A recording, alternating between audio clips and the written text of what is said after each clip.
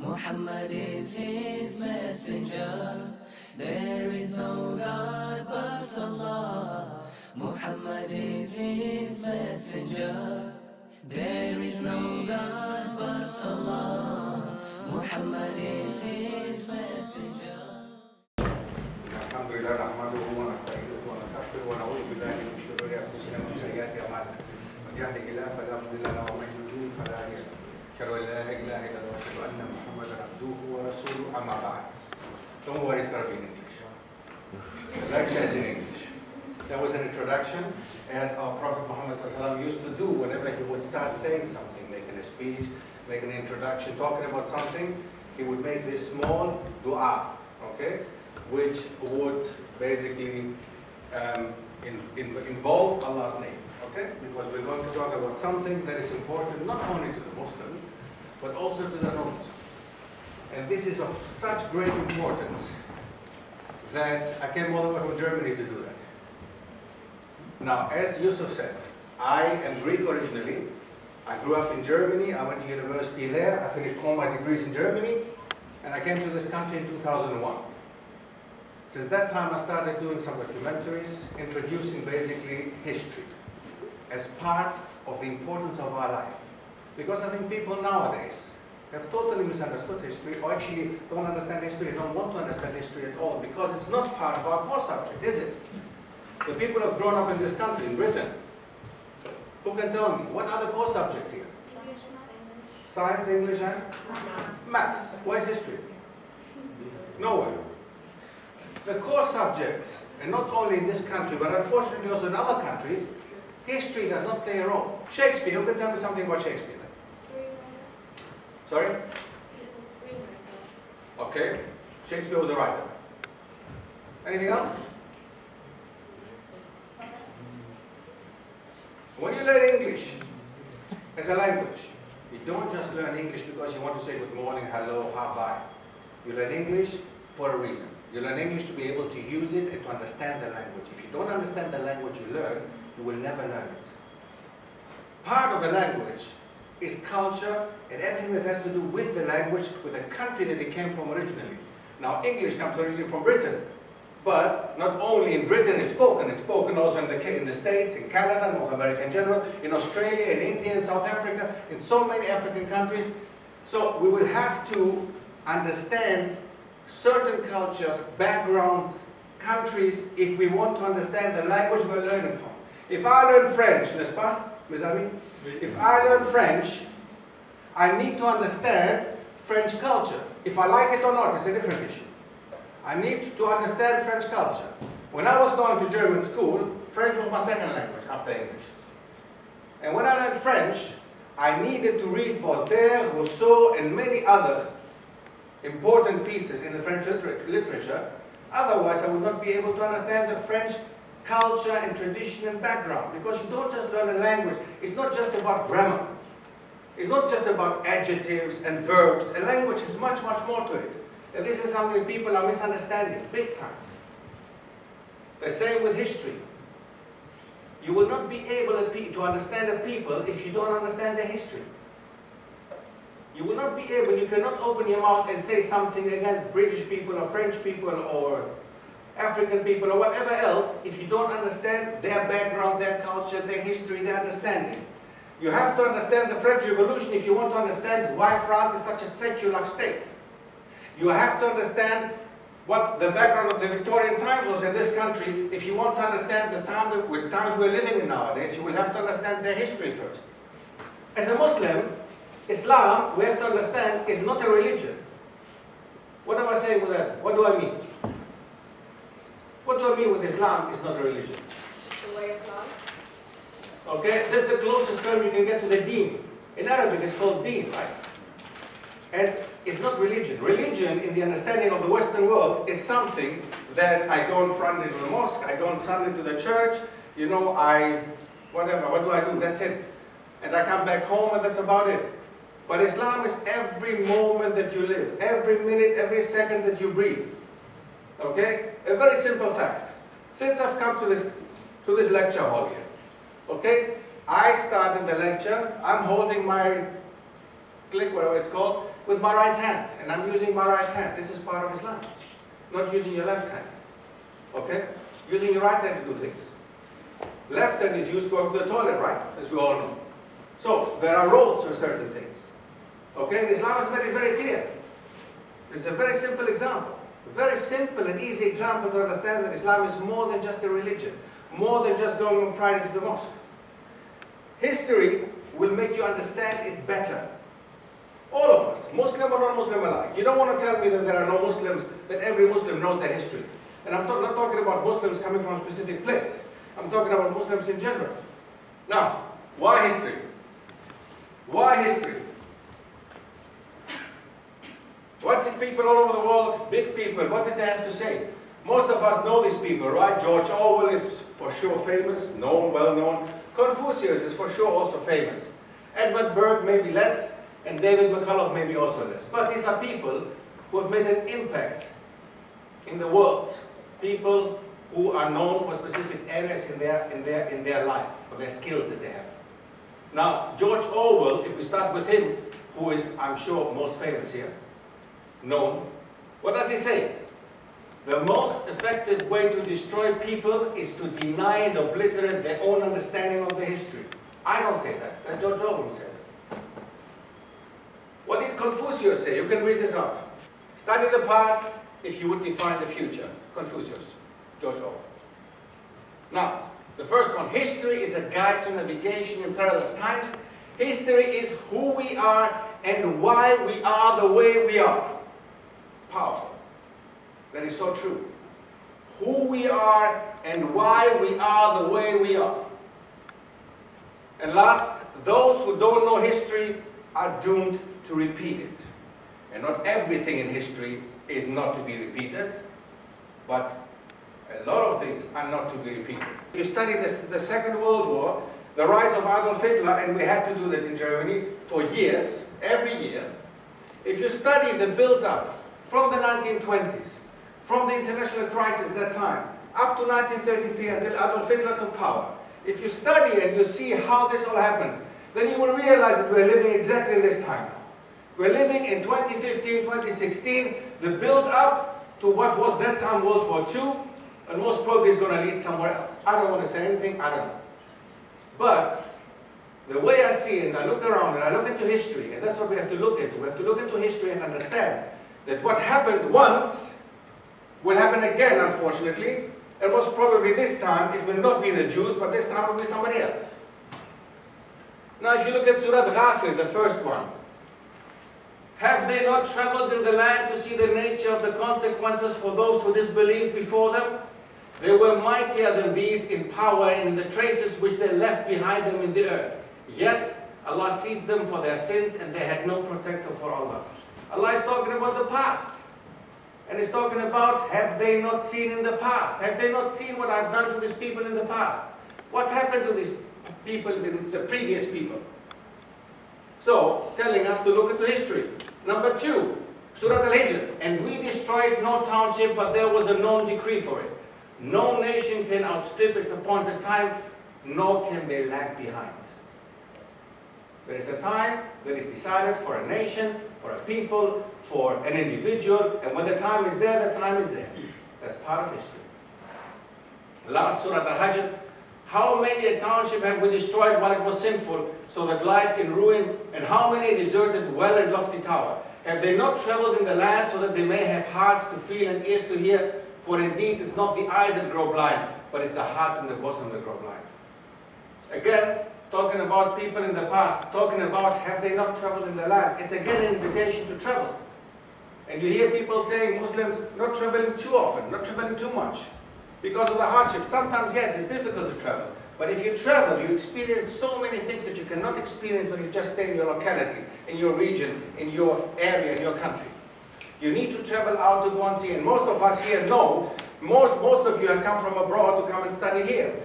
Even if you haven't come from Reading, you came from another city, you come to Reading to study. That already broadens your horizon. That already makes you look at people in a different way. You come in contact with other people. You come in contact with other religions and other nationalities and other cultures. So Allah is telling us in the Quran, go and look, go and travel, and look into our history, look into our history, look and see what has happened to these people in the past. Who were they? What did they do? Each workshop introduces one region of the world with regards to the spread of Islam in the world. So, we have Islam in Africa, in Al-Andalus, which used to be Spain. And Portugal. And Portugal. And Gibraltar. Don't forget this. Spain, Portugal, Gibraltar, right? And then Islam in the Balkans, which is? Hungary. No, Hungary is not Balkans. Bosnia. Everything that used to be Yugoslavia before. 7 countries: Yugoslavia, Albania, Romania, Bulgaria, and Greece, and Turkey. Okay, that's the Balkans.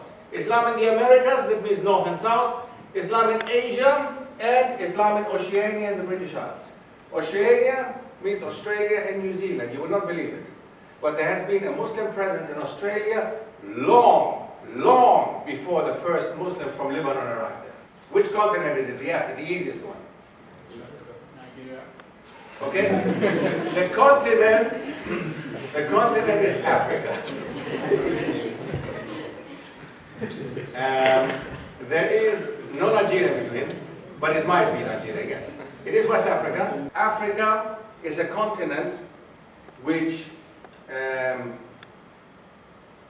we can say is very much divided between the issue of Islam and Christianity. Okay? We have areas in Africa which are Muslim and Islamic areas, and areas which are entirely Christian, especially the south of Africa. This has again to do with the history. Okay? This has again to do with the history. Now, I had a conversation once with a Nigerian Christian. When I speak to African Christians, I was told by him that seeing that Christianity, of course, came first, right? As a system. Christianity as a religion was first there, right? So, also in Africa, Christianity came first, right? Wrong. Wrong. Christianity did not arrive in Africa before the missionaries arrived, except in Ethiopia, okay, the Orthodox Church in Ethiopia, and the Copts in Egypt, in that area, North Africa. That's it. That's it. Any other part in Africa is Christianity arrived because of missionarism.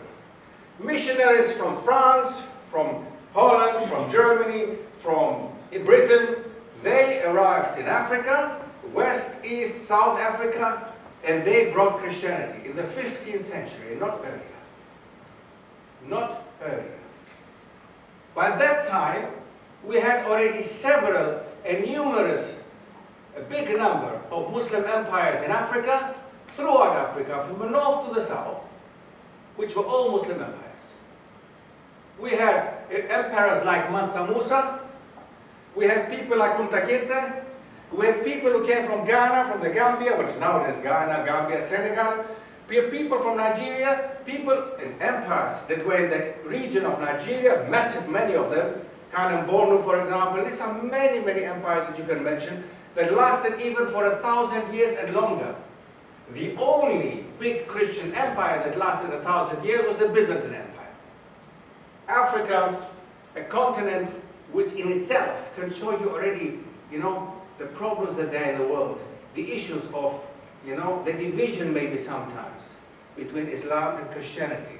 But Islam and Christianity does not just mean that there are divisions only. In the past, Muslims and Christians used to not only live together, but they used to intermarry, they used to trade with each other, they used to exchange ambassadors, they used to live, work, and study with each other. There was once a time, and we're coming to that point, when Al-Andalus was the place to be. Like you are here in Reading studying, that was the place for anybody in the world to be to study. So Islam came to Africa, and we have 3 different regions represented here through trade. Not one missionary went to Africa, because there is no idea of missionarism in Islam. We don't have missionaries in Islam. We don't have people who go out and knock on doors and say, you know what, I came in with the Quran, I wanted to use it to Islam. We don't need to do that, because Islam comes to you. Nobody introduced me to Islam. Islam came to me. We don't need this.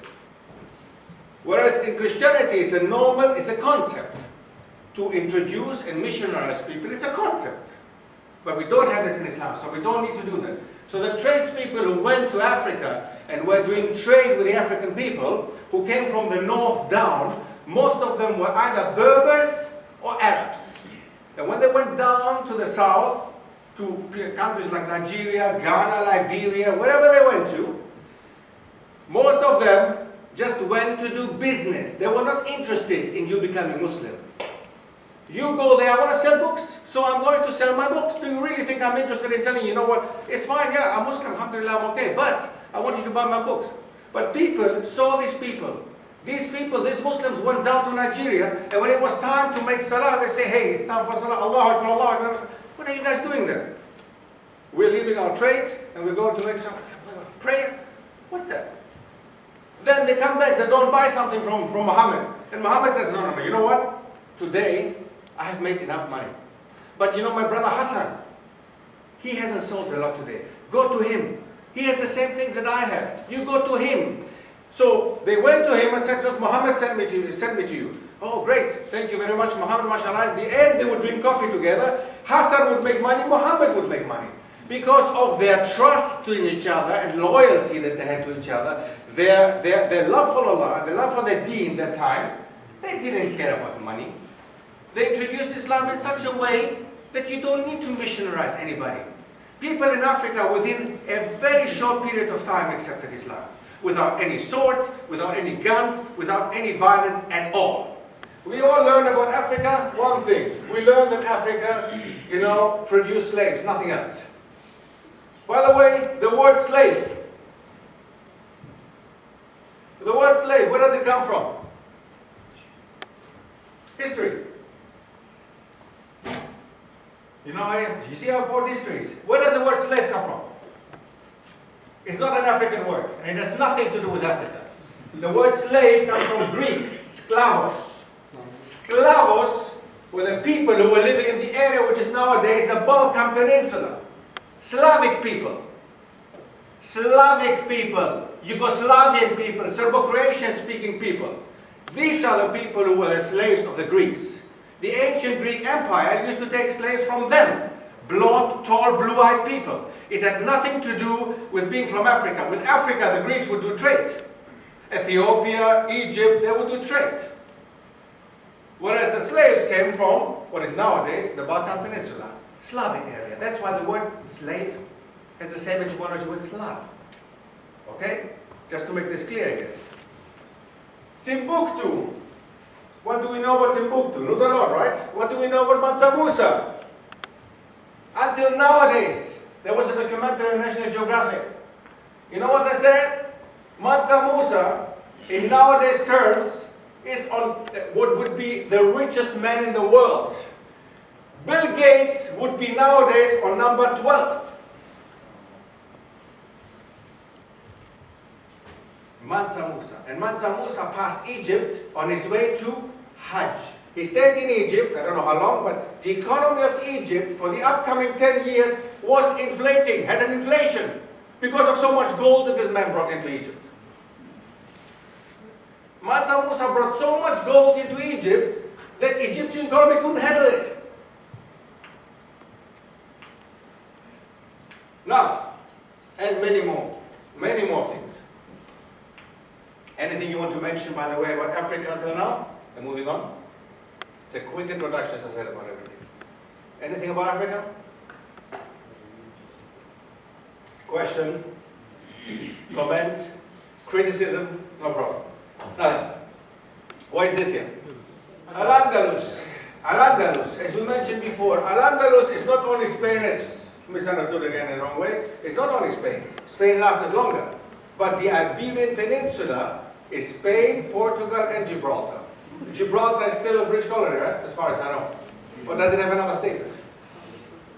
I might be politically incorrect now. But okay. So Gibraltar, Spain, and Portugal. So now, what do we know about Al-Andalus? Now, this in itself is a workshop on itself. This in itself is a lecture on itself. Because The period of Al-Andalus, who can tell me? When did it start? When did it finish officially? Who went to Al-Andalus? Why was it called Al-Andalus? Any idea? Anything you can tell me? Anything? Any idea about Al-Andalus? What do you know? Anything you know? Anything? Tariq ibn Ziyad. Tariq bin Ziyad. Who is Tariq bin Ziyad? He's a Berber. He was he was a Berber, right? And what happened to him? He was not an Arab, right? In Al-Andalus. Al-Andalus is a massive situation. It's not just a region. Yes, the Iberian Peninsula, Spain and Portugal were called Al-Andalus, but it's the time that Tariq bin Ziyad arrived in Spain, in Gibraltar. You know what Gibraltar means? What does Gibraltar mean? History again? Jabal Tariq. Jabal Tariq. What is Jabal Tariq? What does it mean? It's Arabic. Ooh, it's Arabic. Wow. What does it mean? Imagine. Gibraltar. Jabal Tariq, what does it mean? Mountain. Have you ever seen Gibraltar? Gibraltar is nothing else but a rock with apes on there. And apes down there. Anyway. So it's a rock, it's a mountain. So Jabal in Arabic means mountain or rock. So Jabal Tariq is the mountain or the rock of Tariq. Tariq bin Ziyad. The first Muslim who arrived into Europe and Spain. Okay? And they named this place after him. Jabal al-Tariq, the mountain of Tariq. So Gibraltar is an Arabic term. Like many things are Arabic. Okay? Especially on the Iberian Peninsula. You will find so many place names, they start with al. Al. Anything in any European language starting with al is Arabic. Like alcohol. You will not believe it, but alcohol came from the Muslim world. Why? Don't believe it? Of course we believe it. Why not? Who says that you cannot use alcohol? But we use it for not to drink, but to clean wounds, okay, for medical purposes. Now, that it's being misused does not mean that we have to get rid of alcohol now, right? Okay, just because it's misused does not mean that. Okay? So now, let's move on. Again, it is not just Spain and Portugal we're talking about. The period of Al-Andalus started in 711. 711, that's when Tariq bin Ziyad set foot in Gibraltar. And finished in 1492. 1492. What happened in 1492? Come on. No idea?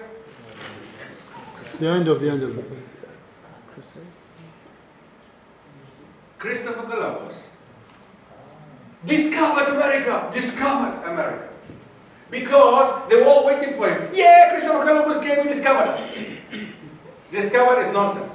Christopher Columbus arrived in America, okay, in 1492. Why? Because he had a compass.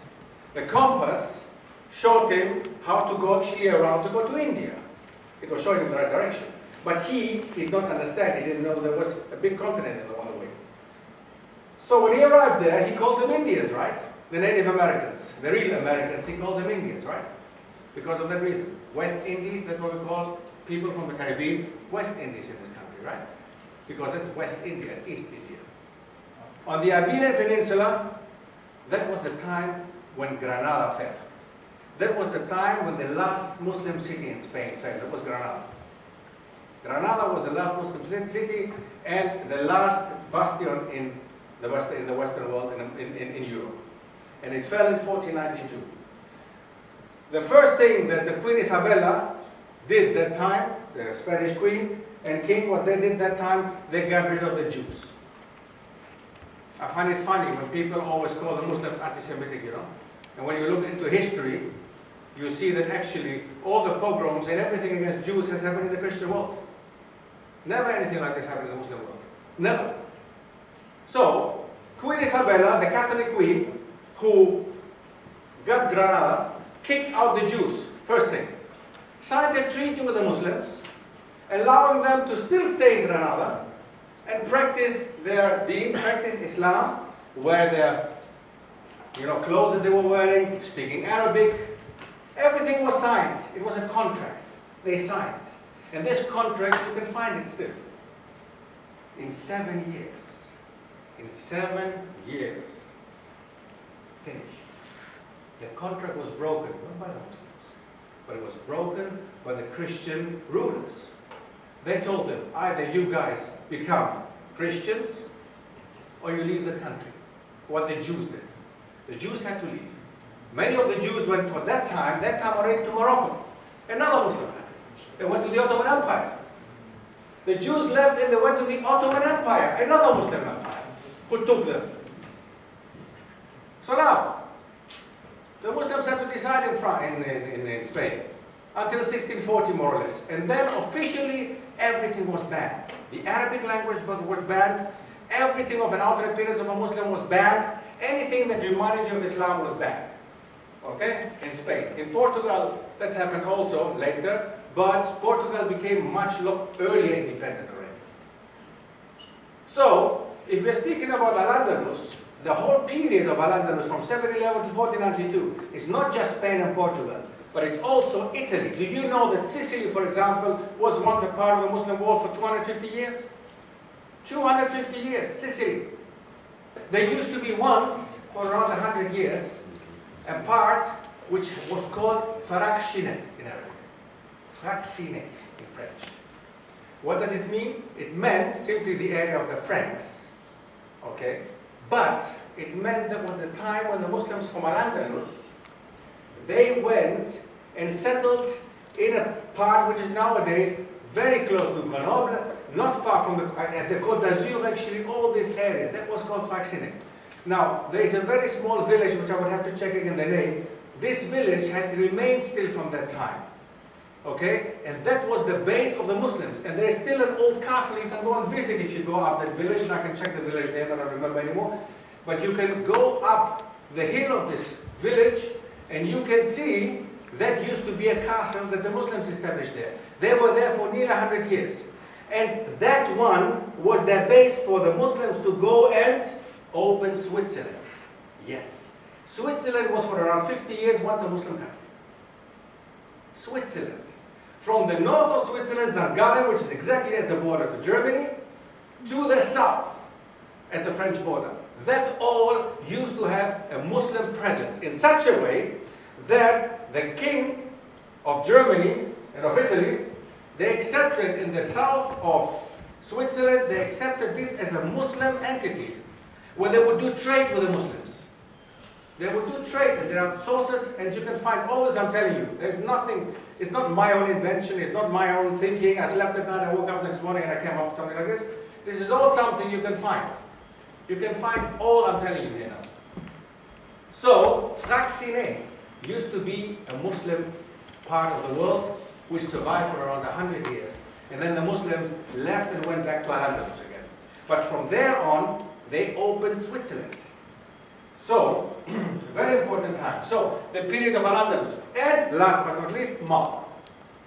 Malta, have you ever heard of the language they speak in Malta? Close to Arabic. What is the language they speak in Malta? What is it called? Maltese. Maltese. So, it is the only Arabic dialect in the world written with Latin letters. The only Arabic dialect.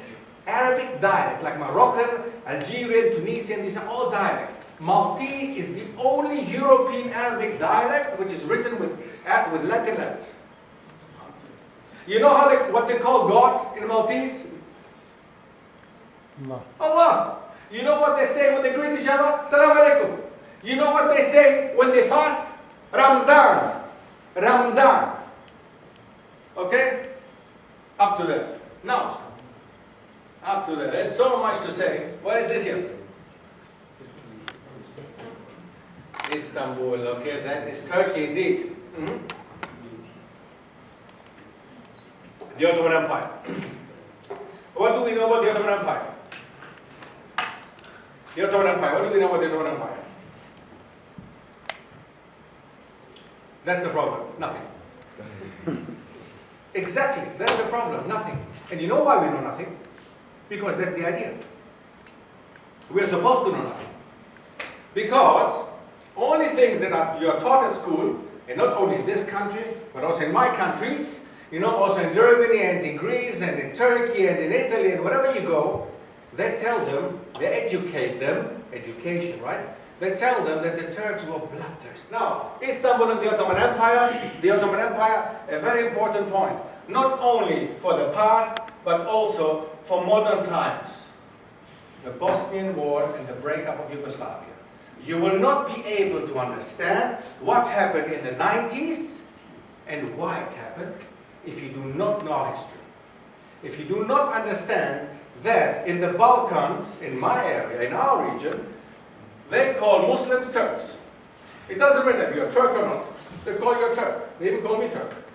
So, just because when you become Muslim, that time they thought, by the way, this also existed here in Britain, they would call people in North Africa, for example, Christian people who fled the Christian countries to go in the Muslim world, they would call them, they turned Turkish. That's an English saying. Now in Greek, we say exactly the same until nowadays. So if somebody becomes Muslim, they become Turks. So, what is happening, have you heard Radan Mladic? Have you heard these people from that time? You know, from the Bosnian War, the Serbs. You know what they will call the Muslims? Have you heard them? Have you read statements from them? They would never say Muslims, they would say Turks. They would say, we want the Turks to go back where they came from.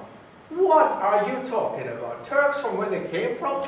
These are Slavic people, Bosnian people speaking the same language like you, growing up in the same area like you, having the same past and history like you, looking like you, speaking like you, and even drinking like you. And you dare calling them Turks? That's an insult to Islam.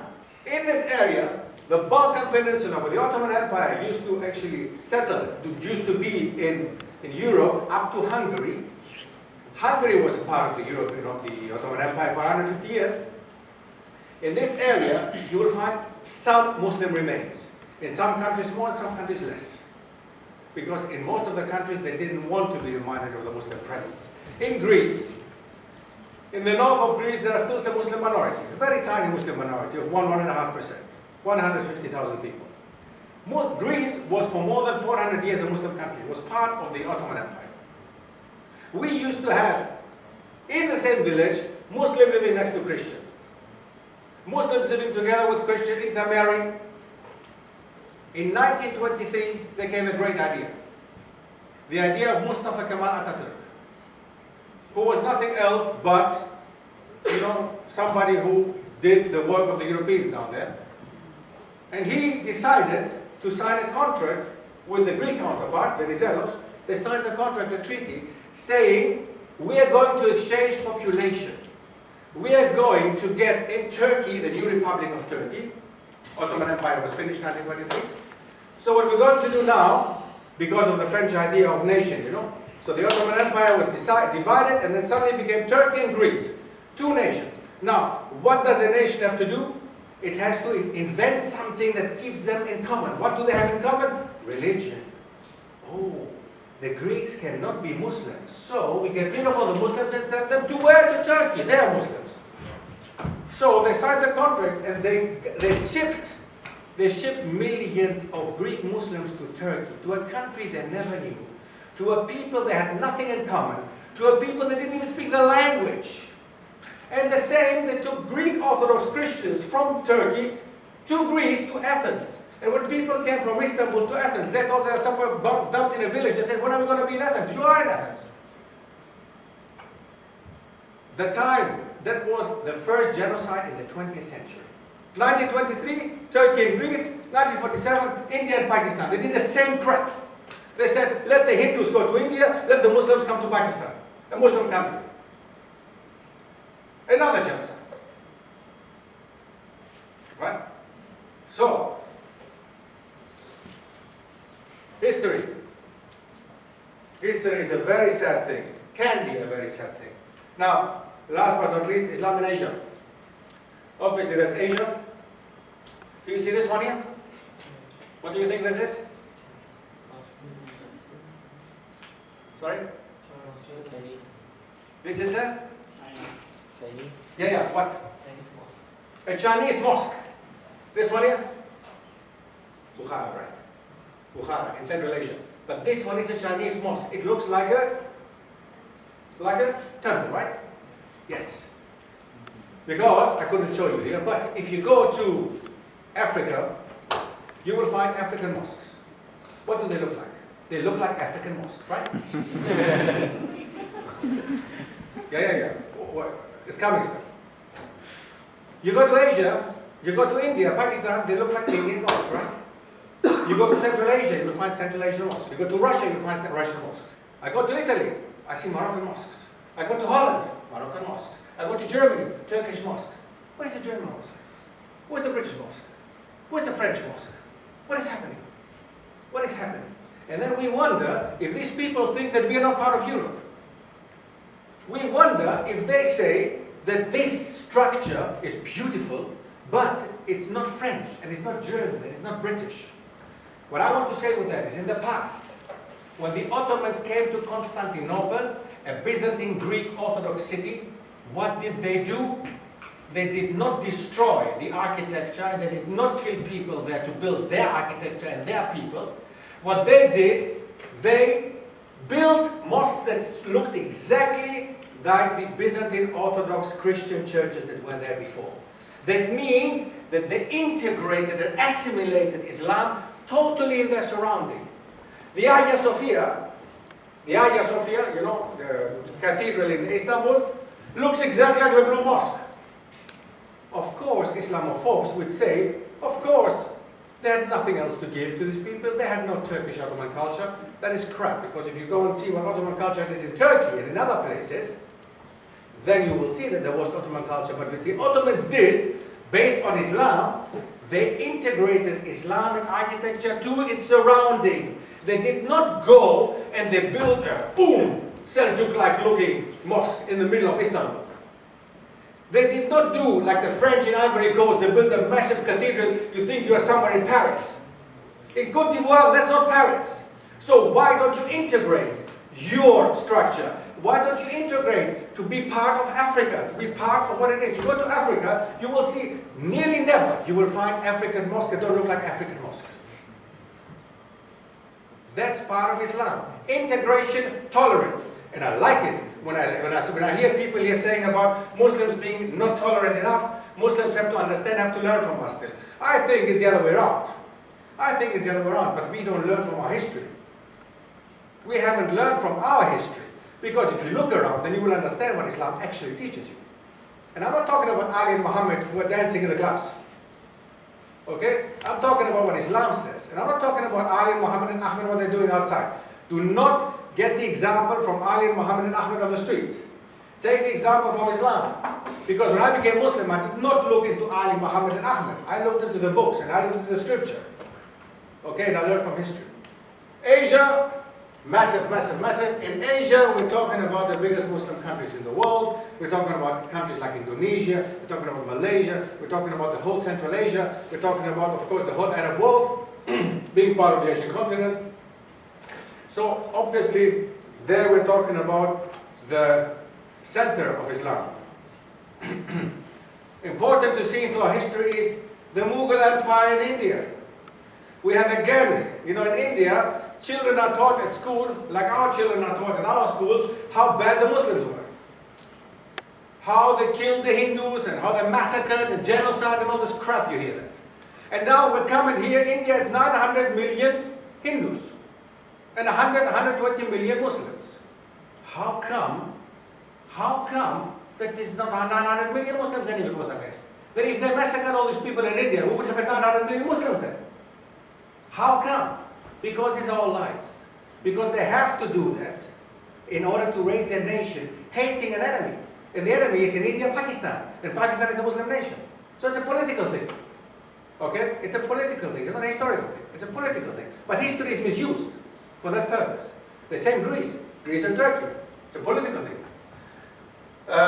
Chinese. Oh my goodness. We have more than 100 million Chinese Muslims. And everybody thinks it's the Uyghur just. No, all over China. You go to Beijing, there are whole areas just Muslims.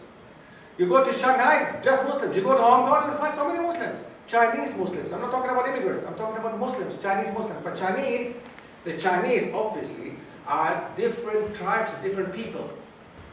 It's not just one specific people that have accepted Islam, like people believe, just in the northeast, in the northwest. It's not true. It's all over the place. You will find many different tribes and many different people. What is that? Americans. Oceania. We're talking about Australia, Fiji, Australia, the Fiji Islands. Have you ever heard of the Fiji Islands having 20% Muslims? Have you heard of Australia? The first, what is this here? An Australian hut. The first Australians built this. You know who built this? You know what this is? This is the first mosque in Australia. The first mosque in Australia. Look at that. And this is the recent mosque from immigrants. This is a mosque and this is a mosque. Look at these two different buildings. This is the first one. As humble as the people went there in the 18th and 19th century, because the first Muslims to arrive in Australia were called Afghan people. They did not all come from Afghanistan, but they came from Asia and they were cameleers. What does it mean? They were cameleers. They brought camels with them to do that. What Australia is built upon nowadays, the railway and the roads and the whole system was built by Muslim cameleers. And the camels were the only animals who could, of course, Australia, you know, desert, right? So they were the only animals that could survive all that. So, the Muslim camels, right? And the Muslim people who came from Asia, they built Australia the way that Australia is nowadays. The railway station, there is even a railway nowadays from the south of Australia to the north to Darwin, connecting these hundreds of kilometers, thousands. Now, this is called the Gun Express. The Gun Express. You know what Gun comes from? Gun, Afghan. Afghan. They call it Gun Express. Who discovered Australia? Who was a British guy? Huh? Come on, you don't know? You don't know history, guys. Captain Cook, right? Wasn't he the one who arrived in Australia and made it Australia and blah blah, for the Queen and British flag and yeah, now it's English. Now, before Captain Cook, there used to be Aboriginal villages that were entirely Muslim in the north. The Northern Territories, Darwin and surrounding, had Aboriginal villages that were all Muslim because of, you know why? If you look at Australia, do we have a map here? What is the closest country to Australia in the north? Indonesia. The trade between Aborigines and Indonesians, and not Aborigines going to Indonesia, but Indonesia going down to Australia, to Aboriginal land, and trading with Aborigines, that was so normal, that was so common, that there were Indonesian people who even settled in Aborigines villages. They were marrying their wives, their women, they were making Aborigines wives, and they had even taken Aborigines with them to the Indonesian archipelagos. Have you ever seen people from the south of the Philippines? The south of the Philippines. They are darker people. They call them even negros. Spanish for dark, for black people. You know why? Because these were originally Aboriginal people. They came from Australia and they were shipped out to the archipelagos of Philippines, Indonesia, Malaysia. And these people became indigenous people. Unbelievable. Unbelievable. Have you ever heard of any destruction or damage or killing of women and raping and everything of these Indonesians in Australia? Not that I know of. Alright. Now, up to here. Are there any questions? Any issues? Now, I have heard already that I might have given another side of history, of course, here. I might have been biased, of course, you know. But you know what? The other side you have all heard already. We have all heard the other side already. Now, we finally have the chance to look into history in a different way. And as Muslims, let's finally look at our history and admit the mistakes that the Muslims made in the past, no problem. But also, let's look at the glorious past of the Muslims in the past. Let's look at the history of the Muslims in the past and what they really did, and not what we are told to. Africa, a continent with no civilization and history. This is bull. Asia. You know, Asia, look at Asia, China, Japan, Russia even, you know, going into Asia, India, massive. The Muslims used to do trade with Chinese and Indians. There was no problem with learning from each other. Where do you think the Arab numerals come from?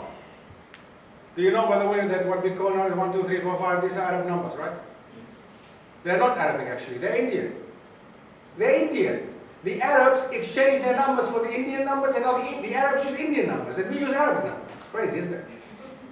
Yes. And this all is just possible because of being able to accept from each other. India has given the Muslim world at that time so much medicine, so much to understand what's happening around us. If, you know, and there's no Muslim who would say, oh my God, you don't take from these Indians, they're Hindus. This is nonsense. What was still within the framework of Islam I'm talking about, yeah? There's a framework, and this framework is very big.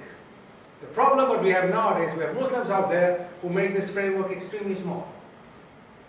But if you understand Islam, then you will see how big the framework is. Okay, the framework is very good.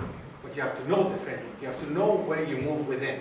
You have to understand this. And if you don't understand it, then you move easily outside of it. Okay? And you do things that you should not be doing. Now, free for questions. Anything you want to say, anything you want to ask.